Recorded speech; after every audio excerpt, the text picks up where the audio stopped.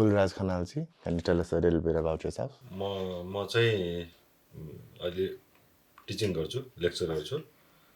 Politically चाहिँ म Nepal student युनियनको पोलिटिक्सबाट चाहिँ सुरु गरेको काठमाडौँ इन्जिनियरिङ कलेजबाट। म नेपाल स्टुडेन्ट युनियनको इलेक्टेड पास्ट कमिटीको चाहिँ सेन्ट्रल कमिटी मेम्बर पनि हो।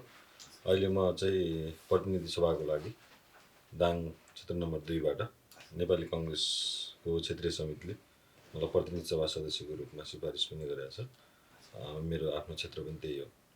कुलजी, अब आजको हट टपिकहरू, अहिलेको हट टपिकमध्ये तपाईँले भर्खर मलाई भन्नुभएको थियो अलिकति फेरि एकचोटि भनिदिनु, अब के कुरा चाहिँ, कुन चाहिँ कुरा तपाईँलाई फर्स्ट डिस्कस गर्नु मन लाग्छ अहिले? नै अहिले अब विषयहरू त अब धेरै छन्, जस्तो कि आजै नेकपा एमालेको चाहिँ महाधिवेशन सम्पन्न भएर नतिजा आएको छ।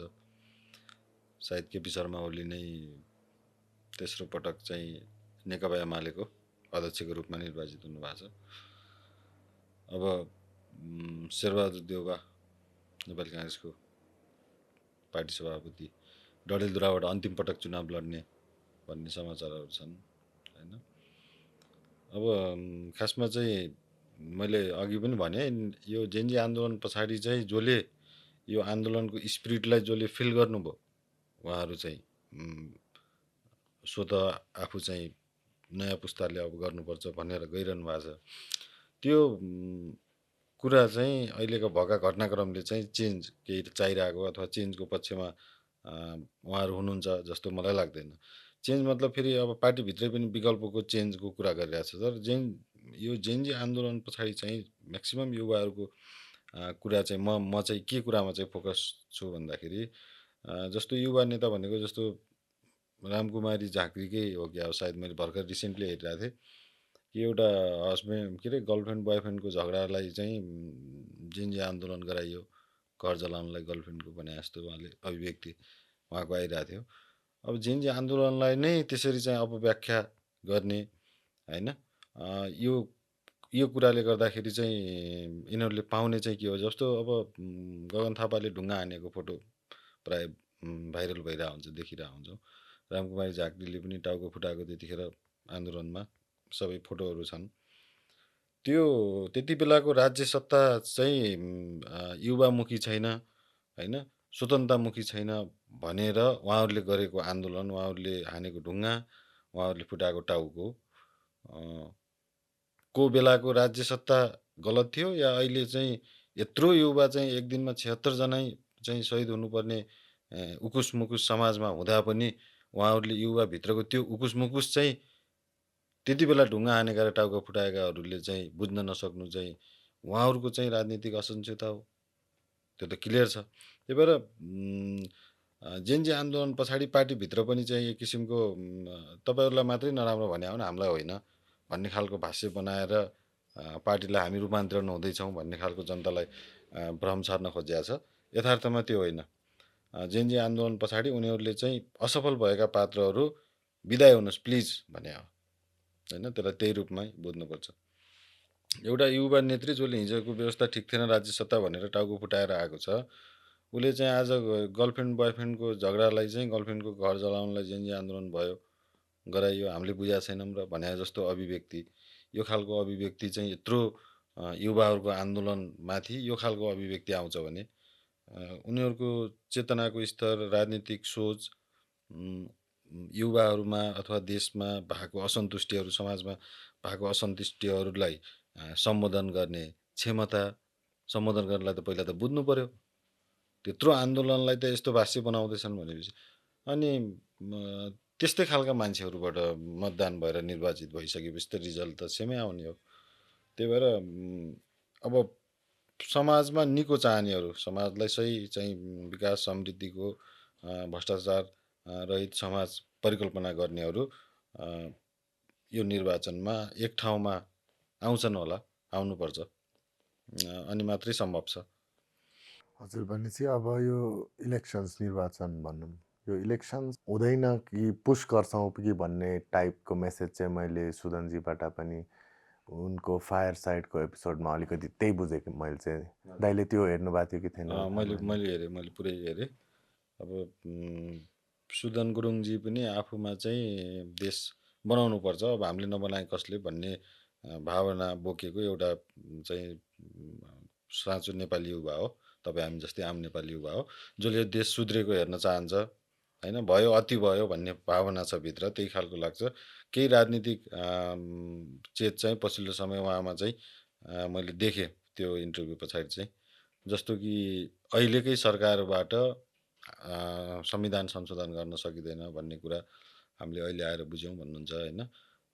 उहाँले अहिलेको गृहमन्त्रीलाई ओम प्रकाश अर्यालजीलाई चाहिँ उहाँ कानुनी सल्लाहकार सबै कुरा हुन्छ म सम्हाल्छु भने जस्तो गर्नुभएको थियो। उहाँले चाहिँ हामीलाई धोका दिनुभयो भन्ने खालको ऊ पनि पाएँ मैले त्यहाँनिर एउटा। अब मैले चाहिँ ओम प्रकाश अर्यालजीसँग सल्लाह लिनुभन्दा एकछिन अगाडि कमसेकम संविधानको किताब 25 मिनट 30 मिनट लगाएर भए पनि सरकार सञ्चालनका विधि प्रक्रियाका बारेमा चाहिँ अध्ययन गरे भए हुन्थ्यो भन्ने लाग्यो। त्यतिले गर्दाखेरि हामीले जुन ठाउँमा पुर्याउन खोजेका थियौँ आन्दोलन त्यो ठाउँमा पुग्न सकेन भन्ने उहाँको लाग्यो।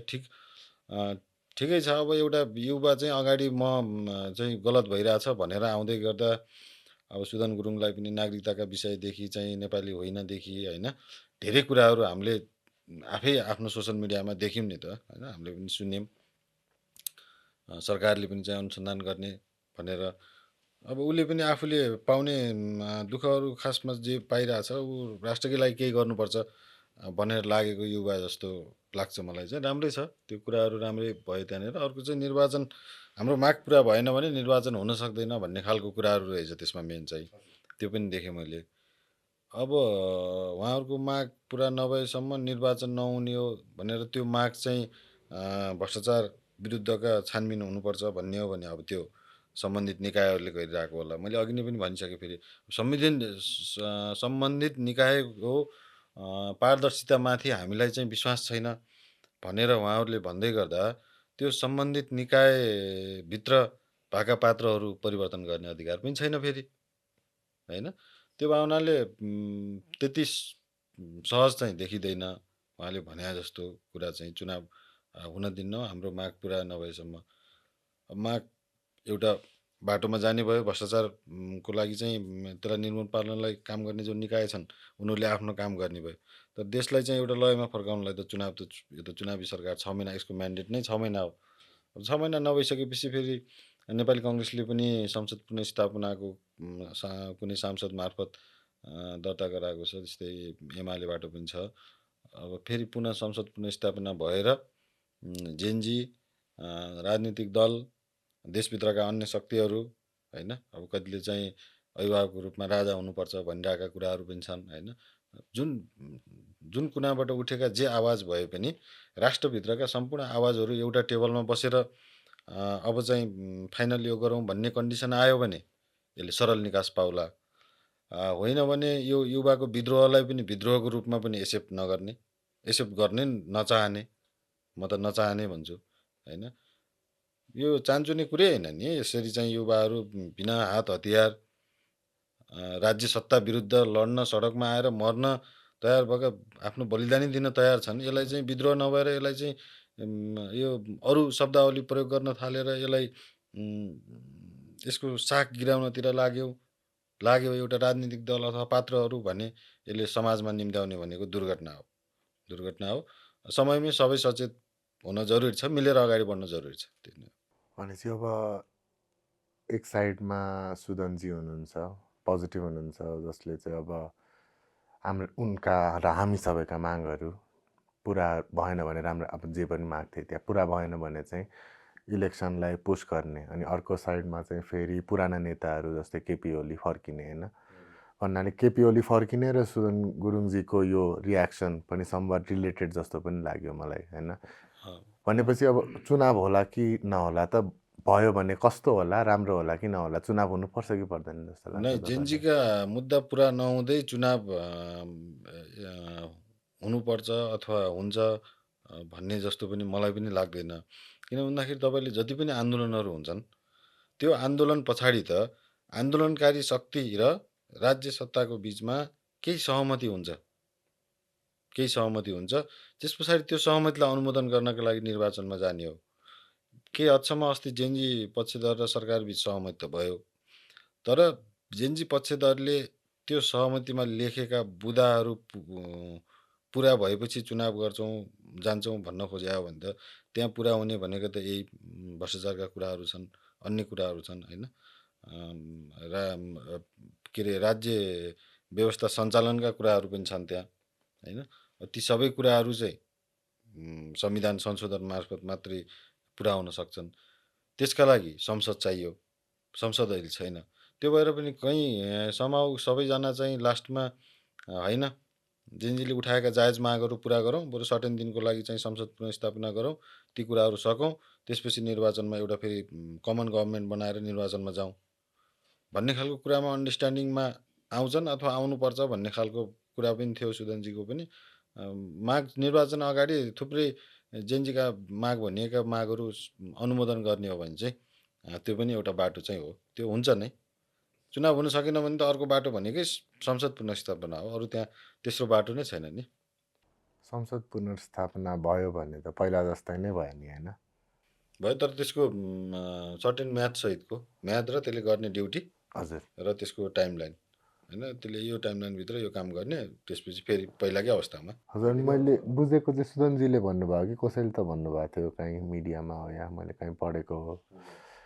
अब जस्तै टाइममा रिइलेक्सन भएन भन्ने चाहिँ हामीलाई चाहिँ इन्टरनेसनल कम्युनिटीबाट चाहिँ त्यो चाहिँ डर देखायो कि हो मैले बुझेँ। इन्टरनेसनल कम्युनिटीबाट चाहिँ नेपाल चाहिँ अब थ्रेटमा परेको देश भनेर हाम्रो इकोनोमिकमा पनि केही प्रब्लम आउँछ कि भनेर सुनेको थिएँ। यसको बारे तपाईँलाई के थाहा छ? होइन, अब यो देशमा भ्याकेन्ट कन्डिसन भइसके पछाडि अन्तर्राष्ट्रिय कानुनअनुसार पनि कुनै पनि देशमा चाहिँ गभर्नेन्स नै नरहेको, रिक्तता रहेको अवस्थामा चाहिँ त्यहाँनिर चाहिँ जे पनि जस्तो पनि गतिविधि हुनसक्छ, त्यसले चाहिँ हाम्रो सुरक्षा थ्रेटलाई चाहिँ हामीलाई सुरक्षा थ्रेट फिल गराउँछ भने त्यहाँ हामीले इन्टरफेयर गर्नुपर्छ, त्यसलाई समाधान गर्नुपर्छ, कन्ट्रोल गर्नुपर्छ, निकास दिनुपर्छ भन्ने चाहिँ इन्टरनेसनल यो ऊ नै भयो।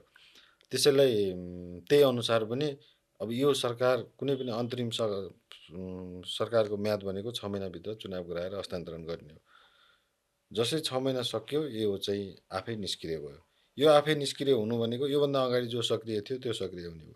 त्यो भनेको संसद पुनर्स्थापना हो। किनभने बिचमा खाली राखेर हामी चाहिँ फेरि अरू खालका घटनाहरू चाहिँ निम्त्याउन् भन्ने त चाहन्नौँ। भनेपछि जेनजी आन्दोलनमा चाहिँ यो मेन दोष या यो गर्ने मान्छे गराउने मान्छे चाहिँ बलेन्जी भनेर नि मैले कहीँ कहीँ सुनेको छु। ब्लेम पनि आइरहेको छ, कन्सपिरेसीहरू सुनेको छु उहाँलाई लुसिफर भनेर केही भनेर। बलेन्जीले पनि लुसिफर जस्तो यस्तो पोनिटेल बनाएर कमेडीमा हालिदिनु भएको थियो फोटो। अब यस्तो यस्तो कुराहरू चाहिँ किन फैलिरहेछ जस्तो लाग्छ, हो कि होइन कि तपाईँको यसमा के भन्नु छ? अब एउटा सीमित वर्गले अथवा सीमित समूहले भनौँ वर्षौँदेखि चाहिँ राज्य सत्ताको चाहिँ दोहन गरिरहेछ अथवा यसमाथि त्यो फदुल्ने भन्छ नि, बेड बिगार्नलाई फदुल्ने भन्नेवाला शब्द युज गर्छ गाउँघरमा भन्नाले त्यो माथि रजगज गरिरहेछन्। उनीहरूले एकैपटक चाहिँ नयाँ मान्छेहरू शक्तिमा आएर आफू चाहिँ शासित हुनु परेको कुराहरूलाई चाहिँ स्वीकार्न तयार हुँदैनन् होइन।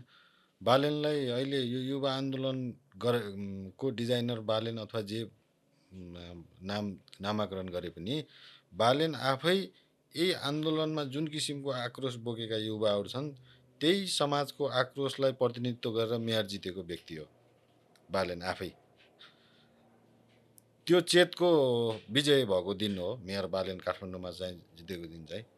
जुनसुकै चेतको लडाइँ भयो भने समाजमा डिफ्रेन्ट चेतहरू हुन्छन्, त्यो चेतमध्ये यो बिगारेको चाहिँ यिनीहरूले हो। हामी चाहिँ फरक तरिकाले चाहिँ यो पटक चाहिँ डिसिजन गर्नुपर्छ भनेर जनताले जिताएको मेयर हो। त्यही चेतसहितको आन्दोलन अहिलेको जेनजी आन्दोलन हो। त्यही भएर त्यो आन्दोलनको स्पिरिटको हिसाबले बालेन यो आन्दोलनभन्दा बाहिर हुनुहुन्थ्यो भन्न मिल्दैन, तपाईँ हामी बाहिर थियौँ भन्न मिल्दैन, चाहे जोसुकै दलमा भए पनि। समाजमा यो किसिमको फ्रस्ट्रेसन चाहिँ एकदमै छ, यो जतिखेर पनि विस्फोट हुनसक्छ भन्ने हामीले देखिरहेकै हो होइन। अब त्यो लिडरहरूले त्यो कुरा स्वीकार्न सकेनन् होइन। स्वीकार्न नसकेपछि आफ्नो गल्ती लुकाउनका लागि त कसैलाई त दोषारोपण गर्नु पर्यो। त्यस्तो त्यो पात्र चाहिँ बालेन उपयुक्त पात्र भयो हुनाले बालेनमाथि भयो जस्तो लाग्छ। अरू त उनले रिसेन्ट महानगरको उसमा चाहिँ आफूले सरकारी जग्गाहरू इनाममा भएका जग्गाहरू फिर्ता ल्याएकोदेखि लिएर अब बाँकी फिर्ता लिने टार्गेटहरू त्यो भने त सधैँभरि सरकारी जग्गा अर्को कसैले भोग चलन गरिरहेको थियो, अब सधैँभरि सरकारसँगै रहने भयो। त्यहाँ चाहिँ किड जोन हुन्छन् कि बच्चाहरूलाई फ्यामिलीहरू घुम्ने हुन्छ कि राम्रो पर्यावरण रिलेटेड केही काम हुन्छ कि स्पोर्ट्स रिलेटेड हुन्छ कि होइन, केही त त्यो चिजलाई त उपयोग गर्न पाइयो नि त। थुप्रै राम्रा कामहरू पनि भएको छन्। युवा अगाडि आयो भन्ने बित्तिकै हिजो हामीले एकदमै राम्रो गरेका थियौँ, यो आएर बिगाऱ्यो भने जस्तो भाष्य बनाएर अनि अन्तिममा हामी नै ठिक हो भन्ने भाष्य एउटा चाहिँ न्यारेटिभ बिल्डअप गर्न खोजिरहेको हुन्छ समाजमा। त्यसैको उपज हो। मैले भनिहालेँ बालेनको जुन चेतले बालेनलाई विजय गराएको थियो त्यही चेत बोकेको युथहरूको आन्दोलन यो थियो। चेतको हिसाबले मुभमेन्टभित्रको चाहिँ सेन्टिमेन्टको हिसाबले बालेनसँगै थिए, तर बालेन नै यसका चाहिँ सबै डिजाइनहरू सब चलाउनुपर्छ भन्ने बालेन हो, यो बालेन हो, ऊ बालेन हो भन्ने चाहिँ मलाई चाहिँ त्यो लाग्दैन, त्यो हुन पनि होइन। आक्रोशित युवाले अगाडि के छ देख्दैन। यो कुन उमेर समूहको युवा हो भन्नुहुन्छ भने टिचरले चाहिँ हात हाल्यो भने हातै सकेसम्म फर्काइहालौँला अथवा फर्काउँछु जसरी हेर्ने, बालाई पनि हातै फर्काउँछु गलत बोलिसकेपछि भन्नाले तातो खुनवाला युवा हो। यही युवाले बन्दुक थमाएर 10-15 वर्ष देशमा द्वन्द्व भयो। अहिले युवाहरू पढे लेखेका भए, टेक्नोलोजी फ्रेन्डली भए, अहिले उनले आफ्नो मुभमेन्टको डिजाइन चाहिँ टेक्नोलोजीको माध्यमबाट प्रविधिलाई प्रयोग गरेर मोबाइलबाट एजेन्डाहरूमा युवाहरू एक ठाउँमा आए, सडकमा आए, मुभमेन्ट गरे।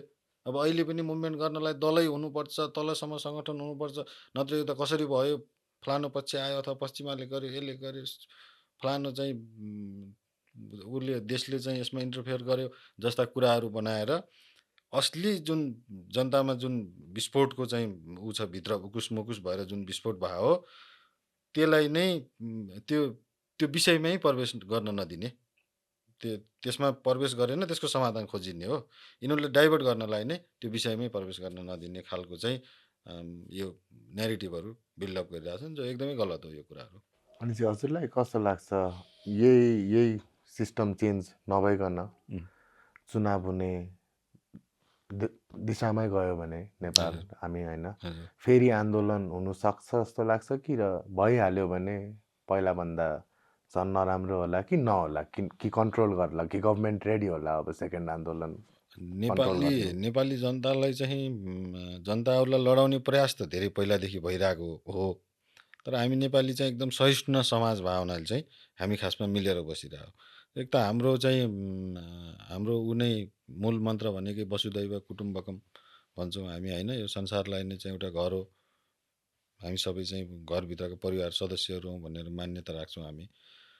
त्यो पूर्वीय मान्यताले गर्दा पनि होला होइन, होइन भने त देशभित्र त अहिले त समाजलाई विभिन्न नाममा जात धर्म लिङ्ग यावत कुरामा देशलाई देशको भौगोलिकताको कुरा गर्नुहुन्छ भने यो चाहिँ प्रदेश भन्ला अथवा कता चाहिँ के बाद कता के बाद के क्षेत्र भन्दै विभिन्न तरिकाले चाहिँ हामीमै विभाजन ल्याउने खालको।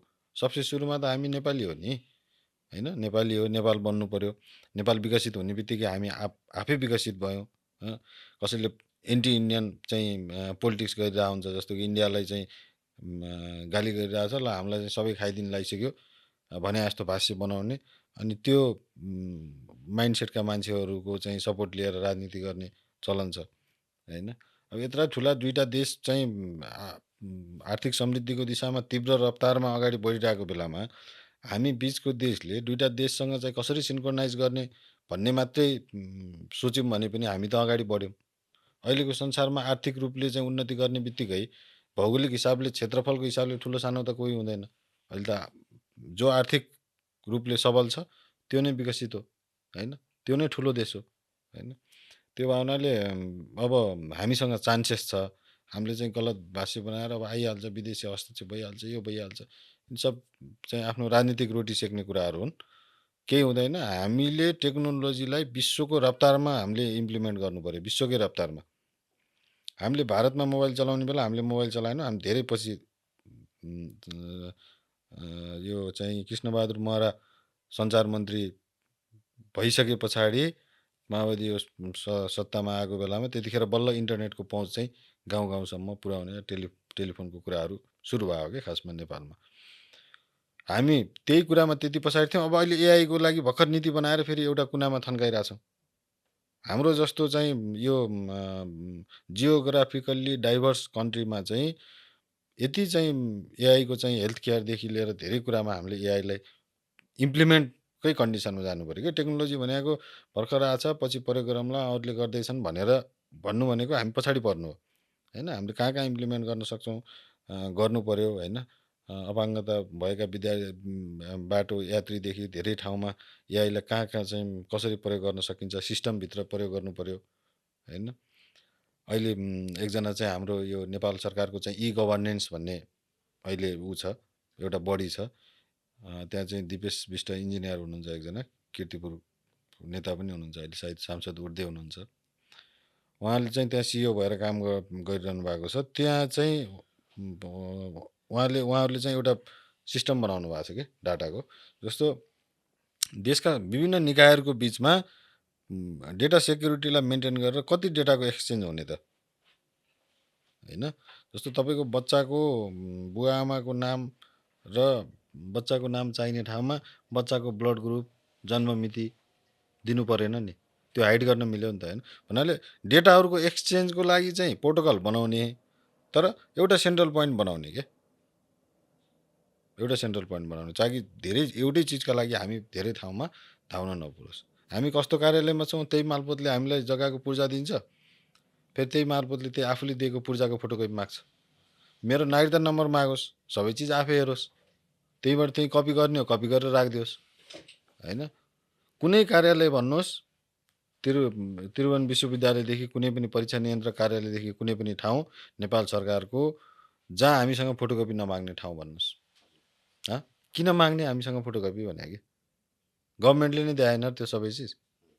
उसले हाम्रो डाटा राम्ररी राखिदिन नसक्ने होइन। अनि हामीलाई हरेक चिजमा फोटोकपी माग्ने उपलब्ध, यस्तो कुराहरू हेर्दा यो चाहिँ एकदमै सानो कुरा जस्तो देखिन्छ हेर्नुहोस्। तर अहिलेको युथहरूमा फ्रस्ट्रेसनको मेन ऊ पनि रिजन पनि यही हो कि। जे हो अब गभर्मेन्ट अफिसहरूमा जाँदा एफिसियन्सी अब जिरो छ, एउटै कामको लागि 10 ठाउँ जानु पऱ्यो, घुम्नु पऱ्यो। जस्तै आज म पोस्ट अफिस गएको थिएँ, एउटा स्ट्याम्प यहाँ लायो, एउटा साइन त्यो रुममा लायो, अनि फेरि ब्याङ्कमा गयो तिर्यो, फेरि आयो फर्क्यो, अर्को साइन गर्यो, के स्ट्याम्प लायो, अनि फेरि ब्याङ्कमा गयो तिर्यो, अनि सुरुमा आएको जुन ठाउँमा फेरि त्यहाँ गयो यो घुम्ने। यसमा एफिसियन्सी ल्यायो भने त अब धेरै राम्रो हुन्थ्यो। तर अब जस्तै यो गभर्मेन्ट इनएफिसियन्सीको बारे कुरा गर्दै एफिसियन्सी बढाउने या एफिसियन्ट नेताहरूमा चाहिँ हजुरले कोहीलाई देख्नुहुन्छ भने एकजनालाई नाम या मोर देन वान? अब अहिलेको करेन्ट सिनारियोमा इफिसियन्ट लिडर अथवा आफ्नो इफिसियन्सी चाहिँ देखाएको नेताको रूपमा हेर्ने हो भने त कुलमान नै देखिनुहुन्छ होइन। किन भन्दा उहाँलाई केही जिम्मेवारी एसाइन गरेर उहाँले त्यसको चाहिँ रिजल्ट देखाइसकेका पात्र हुनुभयो। अब हाम्रो समाज चाहिँ कस्तो समाज भयो भन्नुहुन्छ भने एउटै झुट फरक फरक मुखबाट फरक फरक समयमा बोलाइने र त्यही एउटै झुटलाई फरक फरक मुखबाट फरक फरक समयमा बोलेका आधारमा विश्वास गर्दै बस्ने चाहिँ हाम्रो नेपाली समाज भयो। हामीले काम गर्नेलाई मात्रै काम, जसलाई जे जिम्मेवारी दिएको थियो त्यसले त्यो चिज कतिको कुशलतापूर्वक गर्यो त, त्यसले कतिको चाहिँ आफ्नो कतिको इफिसियन्ट वेमा गर्यो त्यो काम सम्पन्न गर्यो भन्ने आधारमा त्यसको नेतृत्वको जजमेन्ट हुने हो भने चाहिँ समाज प्रगतिशील समाज हुन्थ्यो, के अरे अगाडि बढ्ने हुन्थ्यो। हामी चाहिँ एकदमै चाहिँ डिस्कसै गर्न अनावश्यक विषयहरूमा चाहिँ डिस्कस गर्ने। एउटा जेनेरेसनमा त्यही झुट एउटाले बोलिरहेछ, अर्को जेनेरेसनमा त्यही झुट अर्कोले बोलिरहेछ। कुसमा हुँदै रेल जान्छ, कुसमा चाहिँ सेन्टर हुन्छ भन्ने बेला ताली पनि बजाइरहेछौँ, अनि कुनामा गएर बुढाहरूले गफ हान्छन्, यिनीहरूबाट देश बन्दैन पनि भनिरहेछौँ। फेरि भोट हाल्ने बेला त्यही बुढाको पार्टीको झन्डा छोपेर फलानु दाइले बोलाएको छ भनेर गएर भोट पनि हालिरहेछौँ। हामी आफै के कतिवटा भूमिकामा छौँ हामी आफै हेर्नु त। एक ठाउँमा हामी विद्रोही छौँ, एक ठाउँमा हामी लाचार छौँ, सक्दैनौँ, ठिकै छ भनेर गरिरहेछौँ। यो खालको चेतनाको स्तर भएको समाजले चाहिँ इफिसियन्ट लिडरलाई अझै लामो समय त्यही इफिसियन्ट वेमा काम गर्नका लागि प्रोत्साहन चाहिँ गरि नराख्ने कि। अहिले अब जस्तो कुलमानले चाहिँ लोड सेडिङ अन्त गरे, कहाँ विद्युत किन्ने बेला केमा चाहिँ घोटाला भयो के भन्छन् कुरासुरा, फेरि मान्छेहरूको नराम्रो कुरा हो कि पारिदिन्थ्यो, अनि समाजमा एउटा न्यारेटिभ बिल्डअप होला नहोला छ भने अख्तियारदेखि तमाम चाहिँ उहरू निकायहरू छन् होइन न्याय संवैधानिक निकायहरू छन् तिनीहरूले छानबिन गर्नु पर्यो मुद्दा दर्ता गर्नु पर्यो अनुसन्धान गरेर विशेष अदालतमा होइन छानबिन गर्नु पर्यो त्यो कसैलाई पनि भगवान बनाउने भन्ने कुरा होइन कि तर उहाँले कुनै समयमा आज तपाईँ हामी यसरी कुरा गरिदिने बेलामा अहिले एकछिनपछि चाहिँ छामछुम गर्नुपर्छ भनेर क्यान्डल र चाहिँ ऊ अथवा इन्भर्टर होइन गाउँघरमा क्यान्डल र सलाई कतिखेर जाने हो थाहा छैन खाना खाँदा खाँदै जान्छ कि त्यो अवस्थाको देशलाई लोड सेडिङ मुक्त त बनाएकै हो यसमा मैले एउटा इन्ट्रेस्टिङ कुरा थपेँ अब समाजकै कुरा गर्दै गर्दा अस्ति प्रचण्ड कमरेडको चाहिँ एउटा स्पिच सुनिरहेको थिएँ सचिनुहोस् कुलमानजी सचिनुहोस्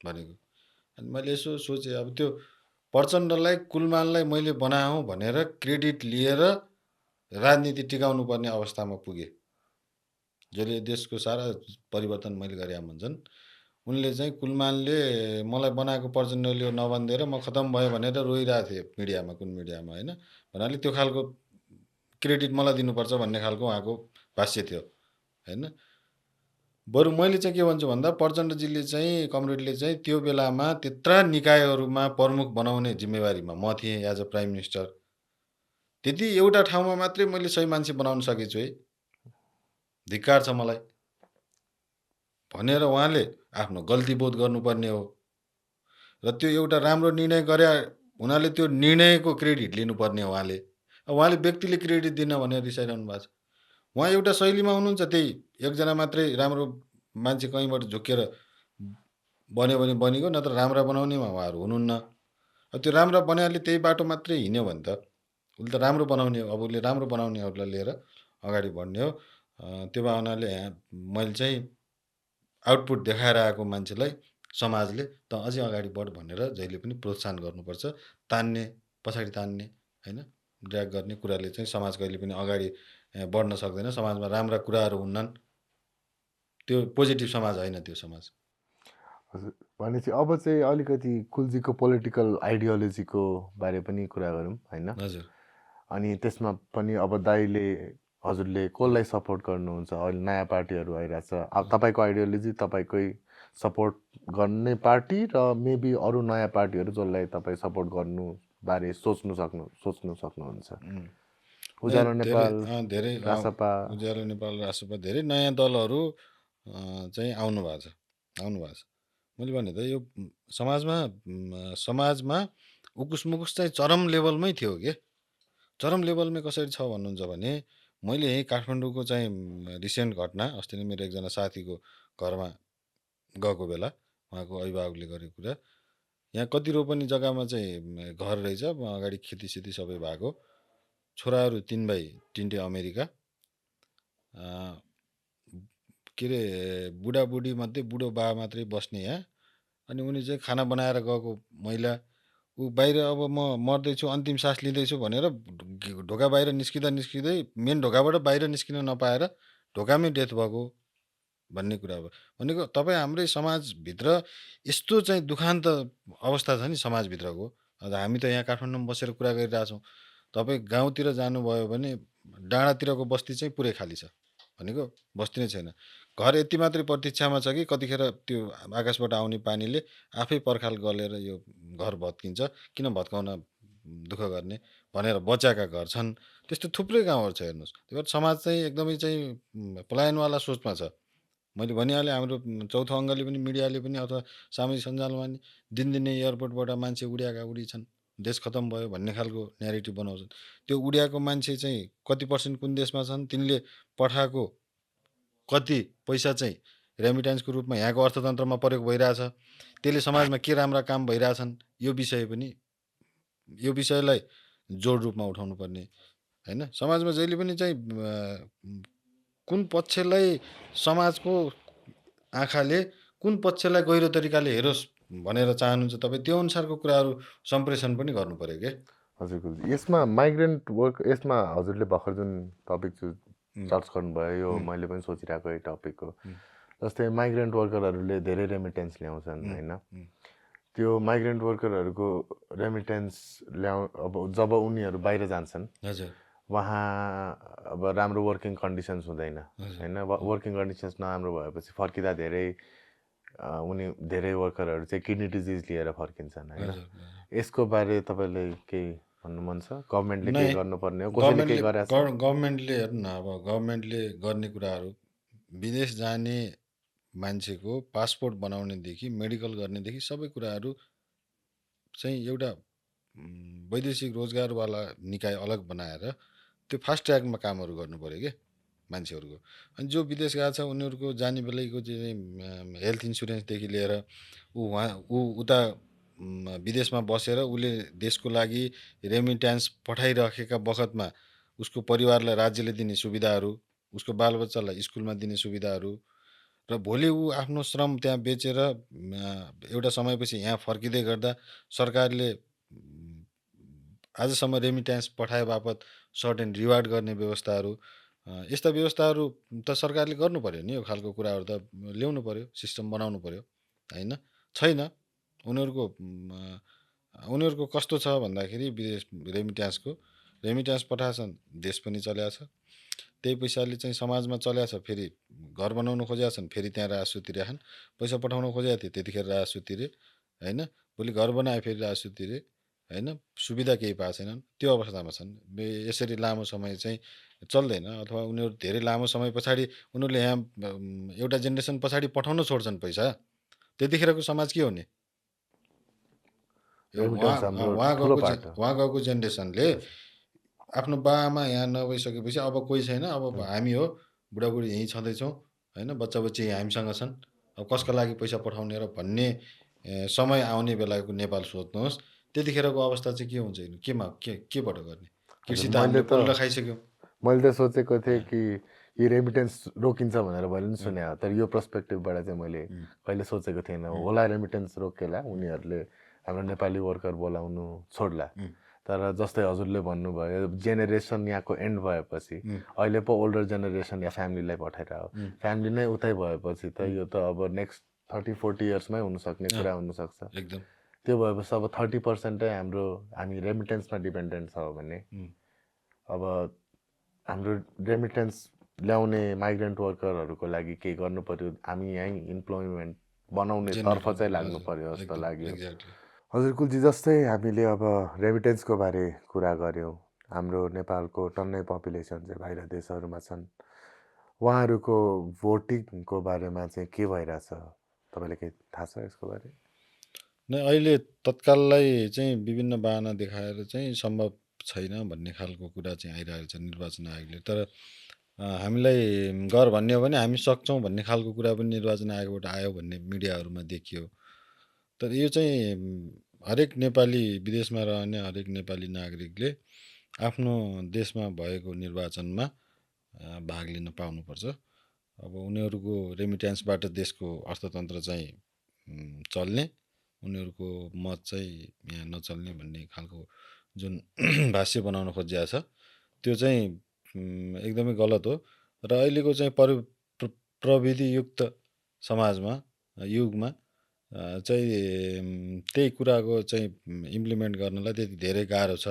भन्ने त म आफै चाहिँ कम्प्युटर इन्जिनियरिङको स्टुडेन्ट भएको हुनाले पनि मैले त्यो मान्दिनँ त्यो इच्छा शक्ति हुनु पर्यो त्यो सम्भव छ र त्यो उहाँहरूको अधिकार हो उहाँहरूले पाउनुपर्छ भन्छु म चाहिँ हजुर भनेपछि हजुरले भर्खर कम्प्युटर इन्जिनियरिङ भन्नुभयो नि हजुर चाहिँ what type of work are you mostly involved in कस्तो के काम गर्नुहुन्छ म टिचिङमै छु म पढाउनेमै छु सुरुदेखि नै प्रोजेक्टहरू गराउने स्टुडेन्टलाई डिफ्रेन्ट काइन्ड अफ प्रोजेक्टहरू IT related hardware and software both अरू चाहिँ मैले पढाएँ मोस्ट अफ द टाइम र अहिले पनि त्यही गरिरहेको छु आफ्नो सब्जेक्टको भर्खर तपाईँले आफ्नो कामको बारे भन्नुभयो अब काम चाहिँ तपाईँको काममा पोलिटिक्स त त्यस्तो छ जस्तो पनि लागेन सोसियल सेक्टर भयो भनेपछि तपाईँ पोलिटिक्समा चाहिँ कहाँ या कहिले कसरी इन्भल्भ भन्नुभयो अलिकति केही कथाहरू आफ्नो जिन्दगीको अब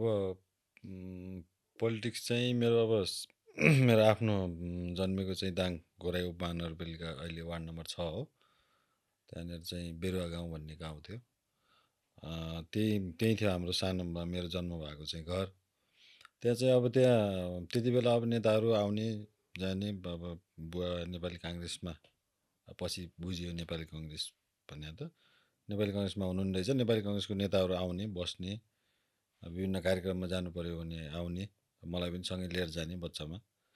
त्यो हुँदै गर्दाखेरि चाहिँ बोल्ने उ गर्ने उनीहरू बोलेको सुन्ने उनीहरू केका लागि हिँडिरहेको छन्। अब त्यतिखेरको समयमा उनीहरूले जे भन्थे त्यतिखेरका केही नाराहरू चुनावको बेलाका तिनी त्यो गाउँमा प्रख्यात हुन्थ्यो। अब अहिले त बिर्स्यो जस बच्चा बच्ची भए पनि मुखमा त्यो नारा याद हुन्थ्यो। त्यो खालको इन्भाइरोमेन्ट थियो। त्यसले चाहिँ सानैदेखि एउटा राजनीतिप्रतिको आकर्षण चाहिँ रहिराख्यो पारिवारिक रूपमै। अर्को चाहिँ यो माओवादी विद्रोहपछि चाहिँ माओवादी विद्रोह जब सुरु भयो, माओवादी विद्रोह सुरु भइसके पछाडि फेरि माओवादी विद्रोहले पनि एउटा अहिलेको जेन्जी उमेर समूहमा मलाई 14 वर्षको उमेरमा फेरि त्यो विद्रोहले पनि तान्यो होइन। मेरो चाहिँ आफ्नो चाहिँ खासमा मेरो परिवार चाहिँ माओवादी पीडित, तर म चाहिँ आफै फेरि चाहिँ माओवादीमा चाहिँ भूमिगत भएर सक्रिय लडाइँ भन्नाले आफ्नो चाहिँ एउटा स्टुडेन्ट लिडरको रूपमा एज अ मिलिसिया होइन चाहिँ मैले फुल टाइम कार्यकर्ताको रूपमा आफ्नो समय पनि दिएँ। त्यो विद्रोहले त्यतिखेरको समाजमा जुन विद्रोह चाहिँ युवाहरूमा कलेजमा स्कुलहरूमा चाहिँ सुरु भएको थियो, ठ्याक्कै मैले अहिलेको म लडाकु थिइनँ माओवादीभित्र, तर अहिलेको ठ्याक्कै जेएनजीहरूको विद्रोह र त्यो बेलाको चाहिँ उमेर समूहको भित्र आएको विद्रोह चाहिँ मैले एउटै रूपमा हेर्छु। त्यसरी चाहिँ भइसके पछाडि चाहिँ अब त्यो माओवादीमा केही समय दिए पछाडि म फेरि अध्ययनको लागि चाहिँ बनारस गएँ, इन्डिया गएँ। यहाँ सङ्कटकाल थियो। अब परिवारमा चाहिँ भेटघाटका लागि आएको बेलामा चाहिँ अब जानुपर्छ, अब चाहिँ यो हिँडेर काम छैन यसरी होइन, भोलि कहाँ मरिन्छ के हुन्छ भन्ने कुरा भइसके पछाडि चाहिँ म त जान्न भन्ने पालाको उसमा स्कुलिङमा गइसकेको थिएँ। म आफू त चिरिसकेको थिएँ होइन, म जाने हुन्न छोड्नुहुन्न भन्ने स्कुलिङमा। तर पछि चाहिँ अब घरको फ्यामिलीको धेरै चाहिँ कुराहरूले बुवा आमाको कुराहरूले त्यस पछाडि अब होइन पढ्नुपर्छ भन्ने भयो। त्यस पछाडि चाहिँ बनारस गएर फेरि 9 देखि सुरु गरियो। यता टेस्ट पास गरेर एसएलसी दिन रेडी भएको मान्छे फेरि 9, 10, 11, 12 उता पढेर कम्युनिस्ट विचारधारा बोकेर चाहिँ समाजमा समानता हुनुपर्छ, धनी गरिब बराबर हुनुपर्छ, त्यो धान रोप्नेले साँझ 1 माना चामल लिएर जाने, जमिनदारले चाहिँ ट्र्याक्टर धान बेच्ने भन्ने हुनुहुन्न भन्ने जस्तो कुराहरू बोकेर लड्डिया थियो। र जो चिज छोडेर जाँदै गर्दाखेरि अझै केही कुराहरू पुरा गर्न सकिन्थ्यो, छोड्नु पर्यो परिवारको कारणले भन्ने नै थियो मलाई त्यो अझै जाने बेलासम्म पनि। तर बनारसमा पढ्ने बेलासम्म त्यो जे चिजका लागि हामी हिँडेका थियौँ त्यो चिज नितान्त गलत रहेछ, चाहिँ हामीलाई चाहिँ एउटा कुरा भनेर अर्को बाटोमा हिँडाइरहेको रहेछ भन्ने लगभग प्रष्ट भइसकेको थियो। अनि त्यहाँ फेरि त्यो सादगीको सहर, त्यो सहरै आफैमा चाहिँ एकदम सात्विक होइन, पूर्वीय सभ्यताको चाहिँ दर्शनको एउटा चाहिँ मेन ठाउँ, स्वयं गङ्गाजी चाहिँ बग्ने ठाउँ। अब त्यो सहरले चाहिँ म भित्र फेरि चाहिँ प्रजातन्त्रको ज्वाला यो चाहिँ यसरी चाहिँ समाज परिवर्तन हुन सक्दैन, यो बाटो चाहिँ ठिक होइन भन्ने चाहिँ म त्यहाँ हुने बेलासम्म चाहिँ कन्भिन्स भइसकेको थिएँ, नेपाल आउने बेलासम्म।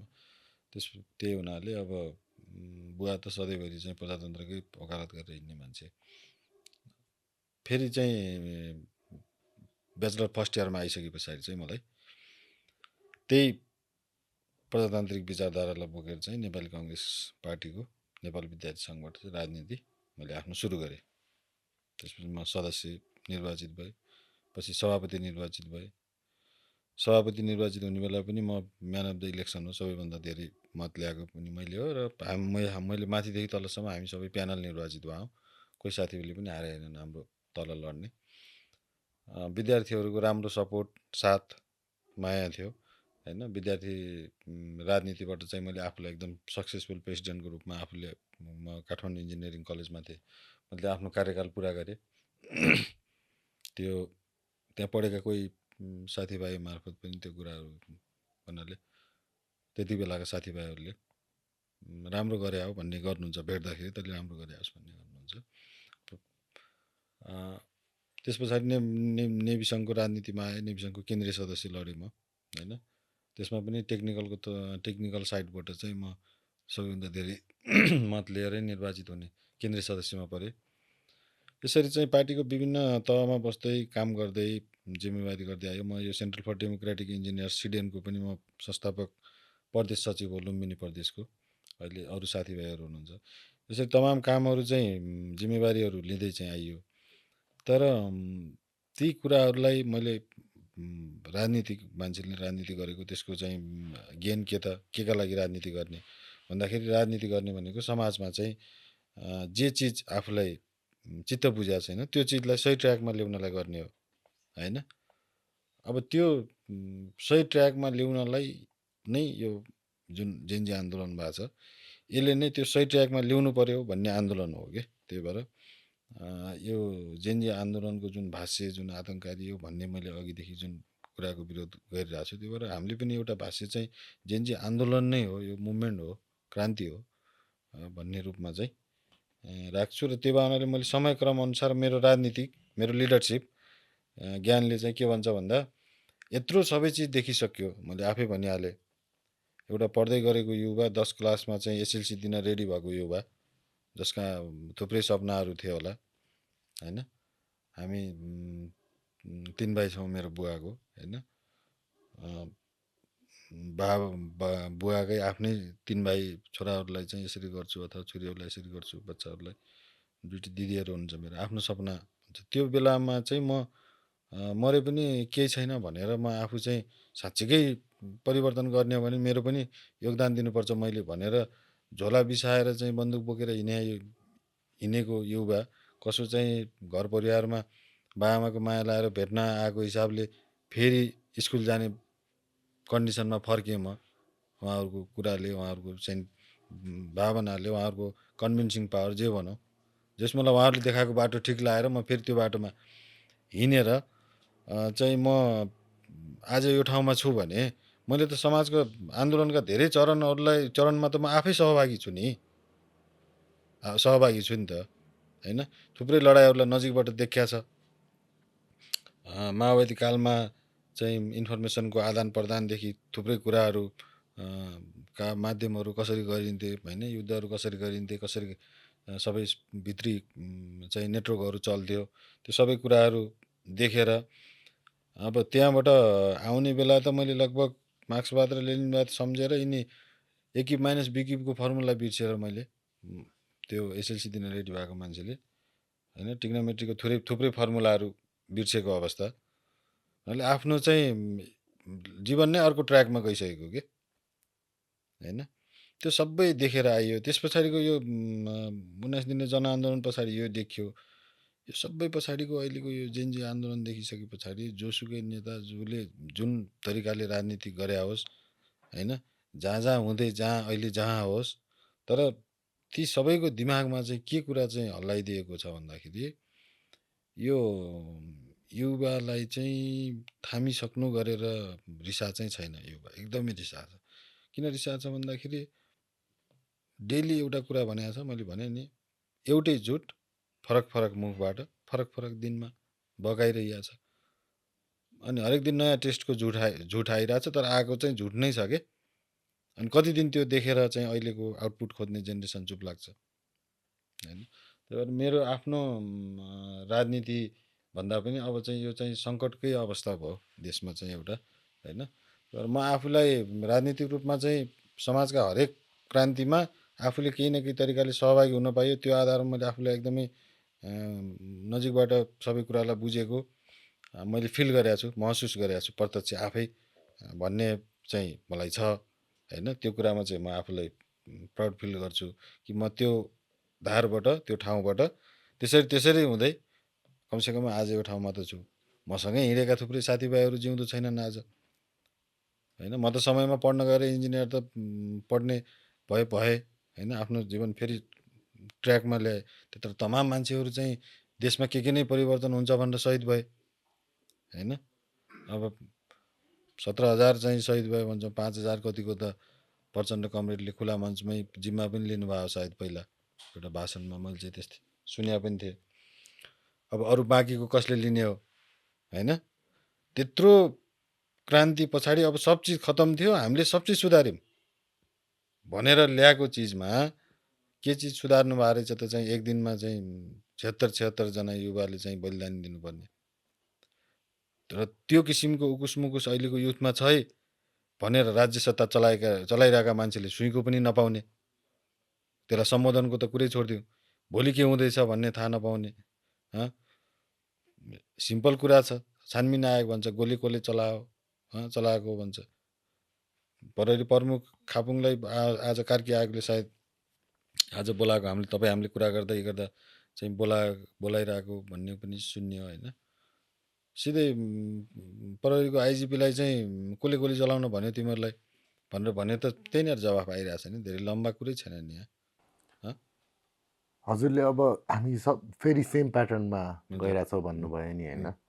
अब यो सेम यो लुपलाई चाहिँ क्लियरली नाम दिउँ र त्यो वाट आर द 3 फोर्सेस होइन जुन चाहिँ यो रेभोल्युसनमा आउने मान्छेहरू रेबल्स नै भनौँ, उनीहरूलाई फेरि पार्ट अफ द सिस्टममा लाने 3टा फोर्सेस के होला? मेबी मनी हो कि फियर हो कि फ्यामिली प्रेसर, पावर एडिक्सन कि पार्टीको डिसिप्लिन, लिगल भल्नरेबिलिटीहरू, यस्तो केही के विषयमा भन्नाले सेम प्याटर्न जस्तै पहिलाको रेभोल्युसन अहिले पनि जेन्जीहरूको यति गरिसकेपछि पनि फेरि हामी सेम प्याटर्नमा जाँदैछौँ भन्नुभयो भने पहिला जस्तो थियो अहिले नि सेम हो भन्नुभयो नि होइन।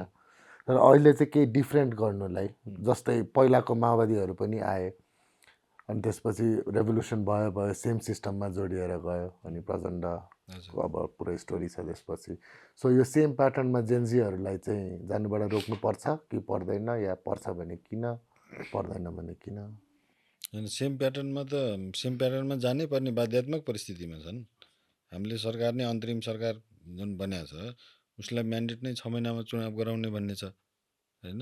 बाध्यात्मक त आफै सरकार नै आफै बाध्यात्मक परिस्थितिमा छ, सरकार बनाउनेहरू पनि आफै बाध्यात्मक परिस्थितिमा छन् कि सरकारले कुन धारा अनुसार के जिम्मेवारी निर्वाह गर्न सक्छ, के का लागि बनाएको छ, यसका क्षेत्राधिकार के हुन् होइन, यसको कानुन धराधर के हो, सबै कुराहरू हेर्दाखेरि त सरकारले चाहिँ जेन्जीका माग सम्बोधन गरिहाल्न सक्ने कन्डिसन पनि छैन।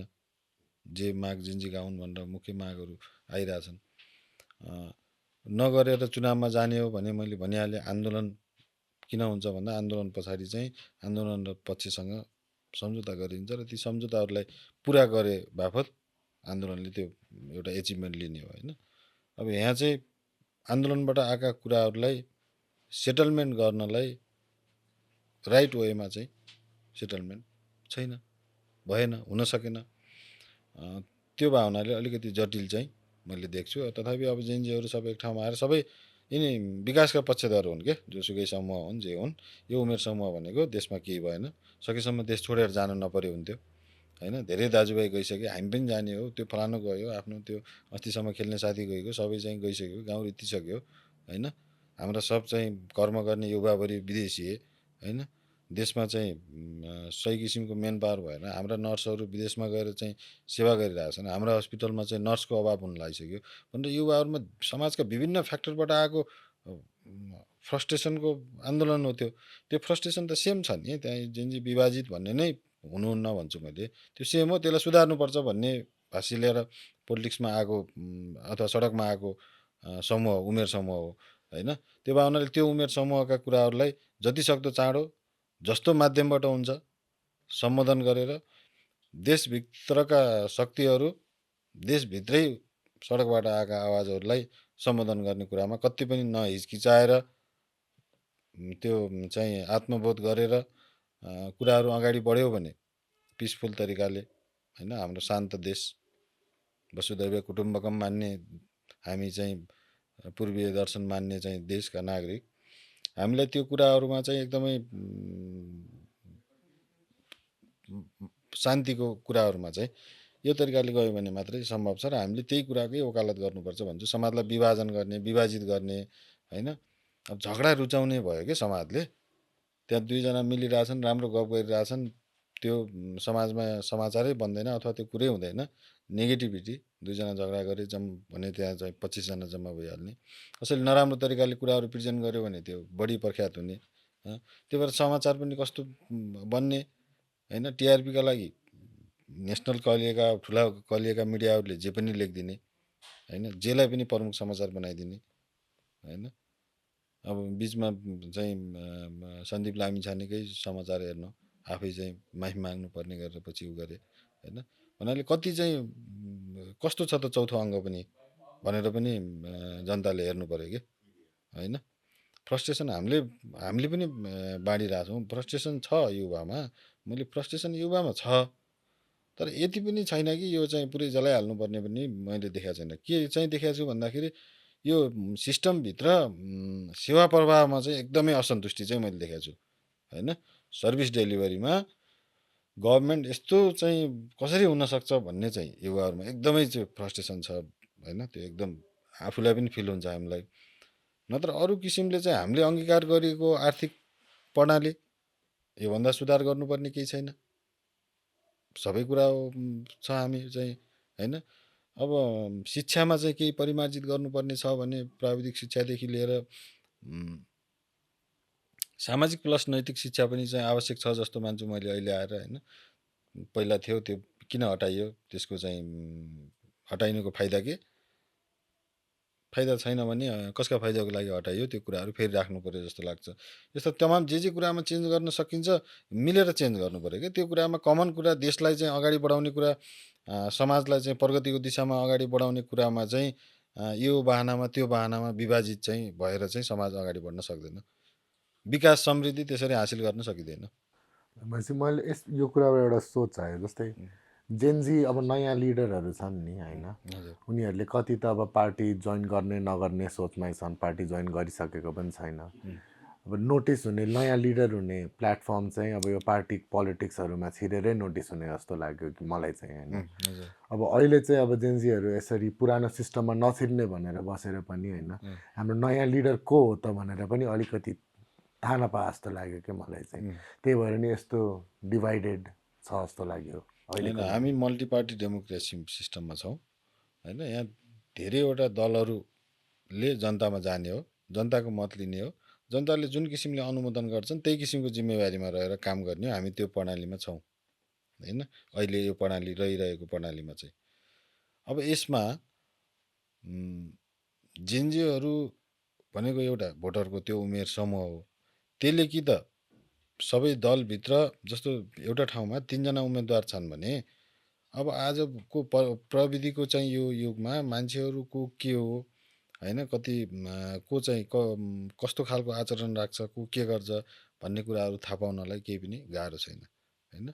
जनताले त्यहीबाट राइट म्यान चुज गर्नु पऱ्यो। मतदाताले त्यो उमेर समूहको मतदाताले आफ्नो मतबाट चाहिँ मैले जुन सडकमा आन्दोलन गरेको थिएँ त्यो आन्दोलन मैले यो विचारसहित गरेको थिएँ र मेरो यो विचारको प्रतिनिधित्व अहिले उठेको मेरो क्षेत्रबाट उठेको क्यान्डिडेट मध्ये यो क्यान्डिडेटले गर्छ जस्तो लाग्छ, त्यो भावनाले मेरो मत यसलाई भनेर विभिन्न बााउन्ड्री तोडेर त्यो मत आउनु पर्यो यसरी, अनि बल्ल नै परिवर्तन हुन्छ। सडकमा आन्दोलन मात्रै गरेर परिवर्तन हुन्छ? जेनजी पनि जानुपर्ने हो कुनै दलभित्र, कुनै व्यक्ति साँचो प्रतिनिधि हो राष्ट्रको जस्तो लाग्छ भने दलभित्रै गएर सहयोग गर्न सकिन्छ भने गर्नु पर्यो। नत्र सहयोग गर्ने भनेको डेमोक्रेसीमा मतबाट हो। त्यो मत हाल्न जाने चाहिँ मतदाताको जनताको चाहिँ माइन्डसेट तपाईँले यो जेनजी मुभमेन्टसँग कसरी जोड्न सक्नुहुन्छ, त्यो आधारमा चाहिँ जेनजी प्रवृत्तिका विभिन्न पार्टीमा रहेका मान्छे पनि त्यही क्रममा आउँछन्। सबै पार्टी नै सखा हुन्छन् भन्ने भन्दैन। बहुसङ्ख्यक नयाँले जित्ने नै भए होइन, किन भन्दा जनता पुरानालाई फेरि चाहिँ उ गर्न तयार छैन के, बुझ्नुभयो नि होइन। अहिले समाज एकदम फरक छ क्या। त्यो घरमा इन्टरनेट चलेन भने त्यो ओल्डिङको हो भने चाहिँ यो कुनको हो यो मान्छे बोलाएर यो हटाइहाल्छ, त्यो अर्को राम्रो को छ अर्को राख।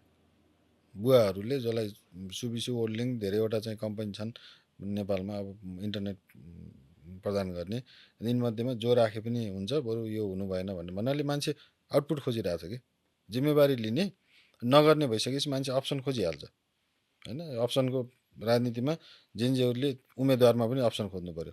त्यो उमेर समूहले मत हाल्ने बेला अप्सन खोज्नु पऱ्यो कि, अनि त्यो अप्सन समाजमा सेयर पनि हुनु पऱ्यो कि। न्यारेटिभको रूपमा सेयर पनि हुनु पर्यो।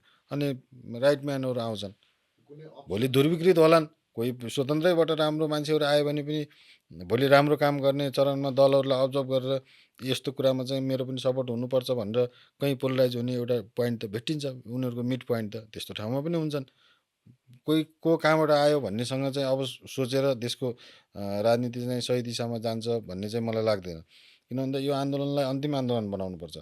हामीले कल्पना पनि गर्नुहुन्न कि यही हाम्रो सडकमा चाहिँ यस्तै चाहिँ उमेर समूहका युवाहरू फेरि यसरी नै कुनै दिन चाहिँ त्यो रगत बगाउने ढल्ने दिन एउटा एकजनाको पनि चाहिँ अब चाहिँ यो नआओस् भनेर यसलाई यही आन्दोलनलाई नै एकदम चाहिँ अन्तिम आन्दोलनको रूपमा चाहिँ जे हुन् होइन, युवामा यो फ्रस्ट्रेसन आउनलाई जे चिजहरू चाहिँ निर्णायक छन् तिनी संरचनामा पनि परिवर्तन गरेर अब चाहिँ आन्दोलन गरेर फेरि चाहिँ आउँछ यो जेनेरेसन त फेरि यो जेनेरेसन चिडाउन खोज्यो भने यो आउँछ।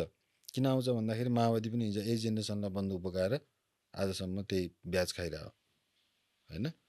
यही जेनेरेसन शहीद भएकाभरि यही जेनेरेसन हुन्, त्यहाँ हेर्ने भने 18, 20, 22, 24 होइन, त्यो जेनेरेसन हो। घाइते भएका त्यो बेला घाइते भएकाको उमेर हेर्नुहुन्छ भने पनि त्यही हो। त्यो जेनेरेसन त्यो जेनेरेसनलाई रिस उठेको चिज जुन चिज उसले बुझिरहेछ कि यहाँ गलत भइरहेछ ऊ चाहिँ अलि कमजोर हुने बेलासम्म त्यसलाई नजरअन्दाज गर्छ। तर अलि धेरै नै हुन लाग्यो भने चाहिँ उनीहरू नजरअन्दाज गर्नेहरूको समूहले नै त्योप्रति निगरानी गरेर आफूलाई शक्तिशाली रूपमा चाहिँ नेटवर्किङ हिसाबले अगाडि ल्याउँछ कि अहिलेको जेनेरेसन अर्कै छ। हजुरले अप्सनको बारे कुरा गर्नुभयो भने कोही अप्सन अब अहिले नै पनि कोही तपाईँको आँखामा कोही अप्सन देख्नुहुन्छ नै लिडर्समा अप्सन त अब कि अझै आउनु बाँकी छ?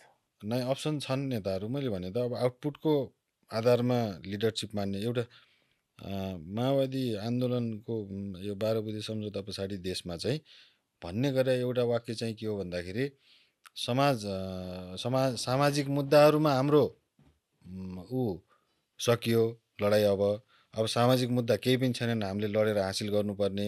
अब हामीसँग एउटै मात्रै मुद्दा छ, समृद्धि कसरी हासिल गर्ने होइन, देशमा आर्थिक उन्नति कसरी हासिल गर्ने भन्ने नै हाम्रो मुद्दा छ भनेर दलहरूले भने। हाम्रो चाहिँ बाबुराम भट्टराईले अब त्यो बाटोबाट अगाडि बढ्दिन भनेर अझ दल नै फुटाएर नयाँ दल बनाउनु भयो होइन। अब प्रचण्ड कमरेडले मैले यत्रो वर्ष कसरी राखेको थिएँ बाबुरामलाई मलाई थाहा छ भनेर पीडा पोखे जस्तो खुसी भए जस्तो पनि कुराहरू आए होइन। अब खासमा चाहिँ उनीहरूले हिँडे बाटो ठिक थिएन भनेर थाहा पाउनलाई उनीहरूले 15-20-22 वर्ष लाए, 20 वर्ष लाए होइन। उनीहरूले जुन बाटो हिँडेका थिए त्यो बाटो ठिक थिएन भने ल त्यो बाटो ठिक थिएन। सामाजिक मुद्दाहरूमा चाहिँ हामी जितिसक्यौँ। अब आर्थिक मुद्दा र समृद्धिको मुद्दा हो भने आर्थिक मुद्दा र समृद्धिको मुद्दामा यिनीहरू एक ठाउँमा किन नआउने, एक ठाउँमा किन नआउने? त्यसमा पनि त यिनीहरू विभाजित छन् नि। यो सबै हेरेर बसेको जेएनजीहरूले चाहिँ विकल्पमा चाहिँ कसलाई हेर्ने त भनेर अहिले पनि स्टिल वाचमै छन् जेएनजीहरू पनि मतदाताहरू पनि।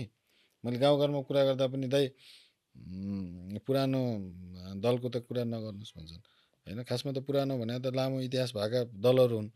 तर उनीहरूले आफ्नो इतिहास अनुसार काम नगरेपछि जनतामा चाहिँ त्यो अप्सन खोज्ने बानी छ। अप्सन यति मजाले चाहिँ अप्सन खोज्न आत्तिएर बसेका रहेछन् कि 6 महिनाको चाहिँ रासोपालाई भारी मत दिएर पठाइदिए जनताले।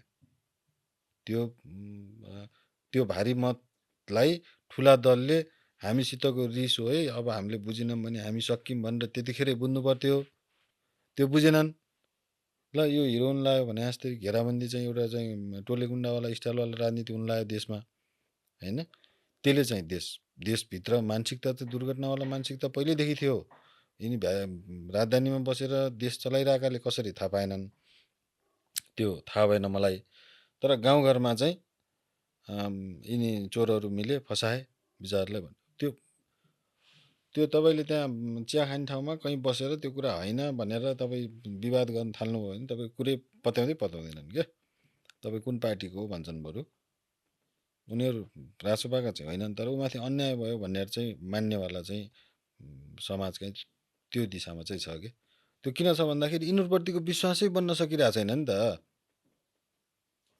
अब यो अवस्थामा जेएनजीले चाहिँ कसलाई विश्वास गर्ने त भनेर चाहिँ एकदम हेरेर बसेका छन्। तिनमा यिनीहरूले दल मात्रै हेर्छन् भन्ने छैन, पात्र हेर्छन् एकपटक जनताले मतबाट पनि चेन्ज गर्नु पर्यो। फेरि नेपाली जनता फेरि यस्तो छ कि आन्दोलनलाई जहिले पनि अनुमोदन गरेको छ। फेरि मतबाट माओवादी आउने बेला पनि मस्त मतबाट अनुमोदन गरिदिएकी हो, काङ्ग्रेसलाई पनि अनुमोदन गरिदिएकी हो, एमालेहरूलाई पनि एक चरण अनुमोदन गरिदिएको हो होइन। मसालाहरू सबलाई जनताले एकचोटि चाहिँ चान्स दिएकै छ कि मजाले। त्यही भएर अब जेनजीको भावना बोकेका उम्मेदवारहरू अथवा दलहरू लाई चाहिँ जनताले एकचोटि साथ दिन्छन्। हजुर कुलजी, अनि हजुरले तपाईँको स्टुडेन्ट पोलिटिक्समा इन्भल्भमेन्टको बारे अलिकति कुरा गर्नुभयो। मलाई स्टुडेन्ट पोलिटिक्स चाहिँ के हो त्यस्तो थाहा छैन। यसको बारे अलि राम्रो नराम्रो अलिकति बुझाइदिनुहोस् न हामीलाई पनि। अब स्टुडेन्ट पोलिटिक्स भनेको अब त्यहाँ विभिन्न विद्यार्थी सङ्घ सङ्गठनहरू हुन्छन्। त्यो भनेको विभिन्न राजनीतिक दलका चाइल्ड बडीहरू भए बच्चाहरू। अब उनीहरूको आफ्नो चाहिँ सङ्गठन हुन्छ। त्यो उनीहरूको आफ्ना डिमान्ड हुन्छन्। जसरी चाहिँ सेन्ट्रल पोलिटिक्समा दलहरूका आफ्ना चाहिँ एजेन्डाहरू हुन्छन्। एउटाले मैले सरकारमा गयो भने यो गर्छु भन्छ, अर्कोले यो गर्छु भन्छ। त्यस्तै त्यहाँ पनि विद्यार्थी सङ्घ सङ्गठन हुन्छन्। त्यो भित्रबाट चाहिँ हरेक विद्यार्थी सङ्घ सङ्गठनका नेताले चाहिँ त्यहाँभित्रको फ्री स्टुडेन्ट युनियनको इलेक्सनमा चाहिँ आफ्ना कुराहरू राख्ने हो, विद्यार्थीबाट अनुमोदित हुने हो। र त्यो पिरियडसम्म चाहिँ कलेजको चाहिँ जिम्मेवारी चाहिँ फ्री स्टुडेन्ट युनियनको हुने भयो। जहाँ फ्री स्टुडेन्ट युनियनको निर्वाचन भइरहेछ त्यो ठाउँमा कलेज प्रायः राम्ररी चलिरहन्छन्। किन भन्दा रेगुलर एउटा काम गर्ने स्टुडेन्टको लागि काम गर्ने बढी भइरहेको छ कि। जहाँ त्यो चुनाव हुँदैन त्यहाँ चाहिँ अब विद्यार्थीहरू विभिन्न दलका नेताहरू मार्फत आफ्नो काम गराउनु पर्यो। कलेज एडमिनिस्ट्रेसनले त सजिलै काम त गरिदिँदैन। अनि त्यो पनि नभइसकेपछि चाहिँ अब त्यहाँ चाहिँ बल्ल कलेजमा लफडा सुरु हुने हो कि। खासमा यो सही तरिकाले चुनाव भइराख्ने भने सुविले हुन्छ। इन्डियामा पनि भइरहेको छ सबै कलेजमा। यो कतिपय विद्यार्थी त कति अप्ठ्यारो परेको हुन्छ।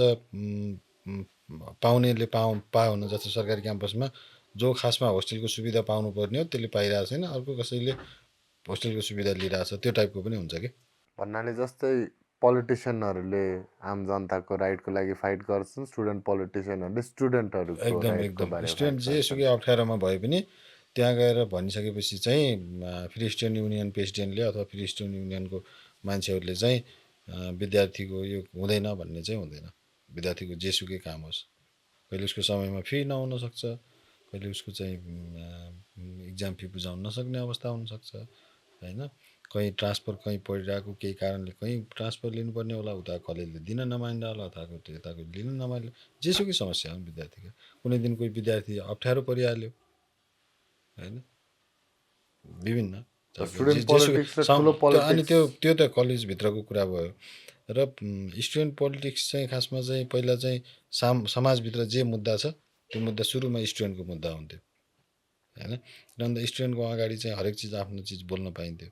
पहिलेको विरोध हुने बेला पनि विद्यार्थी आन्दोलनबाटै सबै चिजको चाहिँ माध्यम चाहिँ विद्यार्थी आन्दोलन नै हुन्थ्यो, विद्यार्थीहरू नै हुन्थे होइन। त्यही भएर विद्यार्थी आन्दोलनको चाहिँ पुरानो इतिहास छ।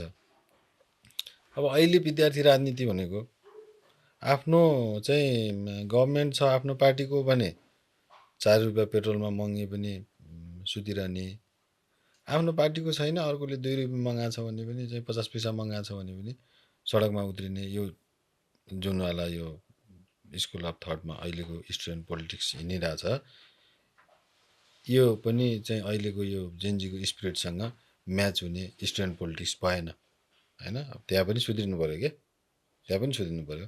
मैले त भन्छु direct free student union election गर्ने, त्यहाँ हरेक कलेजको स्टुडेन्ट स्वतन्त्र रूपमा उठ्न पाउने, त्यहाँ दलगत सङ्गठनै चाहिएन कि होइन, चाहिएन। बरु त्यहाँ यदि त्यो वातावरण नहुने हो भने तर स्टुडेन्टको बडी चाहिँ हुनु पऱ्यो सबै स्टुडेन्टको होइन। तर स्टुडेन्टहरू हुने बेलादेखि नै आफ्नो खेताला बनाउने अभियान चाहिँ सुरु नगरौँ कि भन्छु कि मैले चाहिँ। त्यसलाई अझै ग्रुम हुन दिउँ, अझै बुझ्न दिउँ। भोलि उनीहरू आफ्नो तरिकाले जे डिसिजन लिन चाहन्छन् ल्याउन्। होल देशका जनताभरिलाई कार्यकर्ता बनाएर बाँडेर नभ्यौँ क्या दलहरूले, त्यसलाई स्वतन्त्र छोडिदिउँ। भनेपछि दलहरूले स्टुडेन्टहरूलाई नै युज गरिरहेछन् भनौँ न, पऱ्यो भन्नु मिल्छ। छोराछोरी हुन् भन्ने चाइल्ड बडी हुन्, त्यो चाहिँ नहुनु पर्यो। माथि शरीर हो, माथि शरीर हल्लिएपछि त्यो अङ्गहरू आफै हल्लिन्छन् होइन त्यो शरीर नै हो त्यो शरीरका एउटा पार्टहरू हुनु सङ्गठनहरू त्यस्तै मैले कर्मचारीमा भन्ने तपाईँलाई होइन लयरमा कहाँ कुन ठाउँमा छैन भन्नु न शिक्षकमा अहिले त्यहाँ फलाना स्कुलको प्रिन्सिपल कसले जाने भन्ने भयो भने कुन कलेजमा त्यहाँको प्रिन्सिपल बन्नलाई योग्य मान्छे कुन कलेजमा छ आफ्नो त्यसको विभिन्न तरिकाले ट्रान्सफर गरी त्यहाँले भोलिको प्रिन्सिपलको लागि तयारी हुन्छ यो होइन कि भोलि अझै स्कुलमा मेरो स्कुलमा अब यो चिज थप्न बाँकी छ स्कुललाई राम्रो बनाउनलाई होइन यो स्कुल मेरो पार्टीको मान्छेले चलाउने कि तपाईँको पार्टीको मान्छेले चलाउने भन्नलाई दिमाग बढी खर्च भइरहेछ कि हाम्रो देशमा जसले त्यो हाम्रो आवश्यकतासँग जसको कुनै लेनदेनै छैन हाम्रा जे मुद्दा हुन् त्योसँग जसको लेनदेनै छैन तपाईँको बन्नुहोस् कि उहाँको बन्नुहोस् हामीलाई मतलब भएन हामीलाई यो काम हुनेवाला बन्नु पऱ्यो भन्ने हो के अरे यहाँ समय उनीहरूले केमा खर्च गरिरहेछन् तेरो बन्ने कि मेरो बन्ने भन्नेमा मैले यो स्कुलको इक्जाम्पल दिएँ यो तपाईँले कुनै पनि त्यो खालको मान्छेसँग बुझ्न सक्नुहुन्छ